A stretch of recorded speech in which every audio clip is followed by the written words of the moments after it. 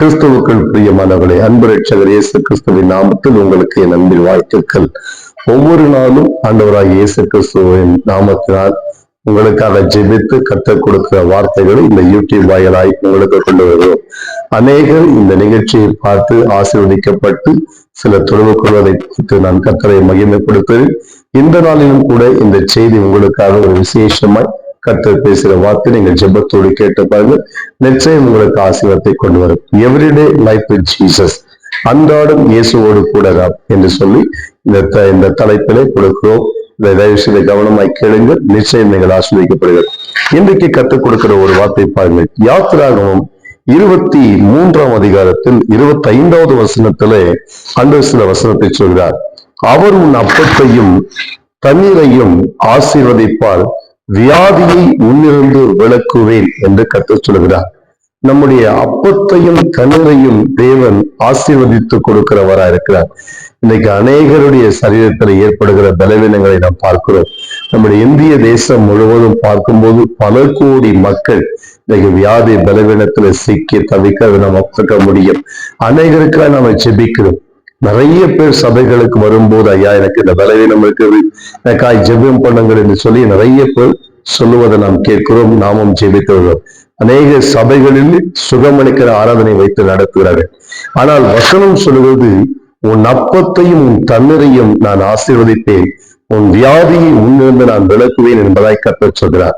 இந்த நிகழ்ச்சியை பார்க்க நீங்களும் கூட ஒருவேளை உங்கள் சரீரத்துல பலவீனத்தோடு இருக்கிறலாம், ஏதாவது ஒரு பயங்கரமான வியாதிகளை பிடித்திருந்தாலும் கூட தேவனாகிய கர்த்தரை விசுவாசித்து ஜெபம் பண்ணுங்கள்.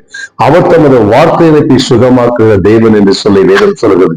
அதனால் வசனத்தை விசுவாசிக்கிற எந்த தெய்வ பிள்ளைகளுக்கும் பயம் வேண்டாம். நிச்சயம் கர்த்தர் சுகமாக்க அவர் வல்லவர். ஆகையினால் நாம் ஜெபிப்போம். உங்கள் சரீரத்துக்கிற வியாதிகள் மறைந்து போகும். நீங்கள் இயேசுவை எப்போது மெய்யாய் விசுவாசிக்கிறீர்களோ அப்போது கர்த்தருடைய பரிபூர்ண சுகத்தை நீங்கள் பெற்றுக்கொள்ள முடியும். ஏசாயா தீர்க்கதரிசன புத்தகம் 53ஆம் அதிகாரத்தில் பார்க்கிறோம்.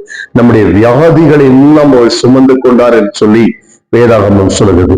பரிசுத்த வார்த்தை விசுவாசத்தை ஜெபிக்கிற பிள்ளைகளுடைய சரீரத்திலே எந்த வியாதியும் தங்க விடாமல் கர்த்தர் அதை சுகமாக்கி ஆசீர்வதிக்க வல்லவராயிருக்கிறார். நம்முடைய தேவன் யெகோவா ராஃபா, அவர் சுகமளிக்கிற தேவன். விசுவாசிங்கள், அற்புதத்தை பெற்றுக்கொள்வதை நாம் ஜெபிப்போம். அன்பு பிதாவே, மக்கள் நன்றி செலுத்துகிறோம். இன்றோடு இணைந்து ஜெபிக்கிற இந்த கர்த்தருடைய பிள்ளைகளுக்காய் பாரத்தோடு ஜெபிக்கிறேன். ஒருவேளை வியாதியின் பிரச்சனையோடு கூட இருப்பார்கள் என்றால் ஆண்டவரே நீ தொட்டு சுகமாக்கும்படியா ஜெபிக்கிறோம். உம்மால் ஆகாத காரியம் ஒன்றுமில்லை ஆண்டவரே. உம்மால் சுகமாக்க முடியாத எந்த வியாதியும் பருது கிடையாது சுவாமி. நீ சுகம் தருகிற தேவன்.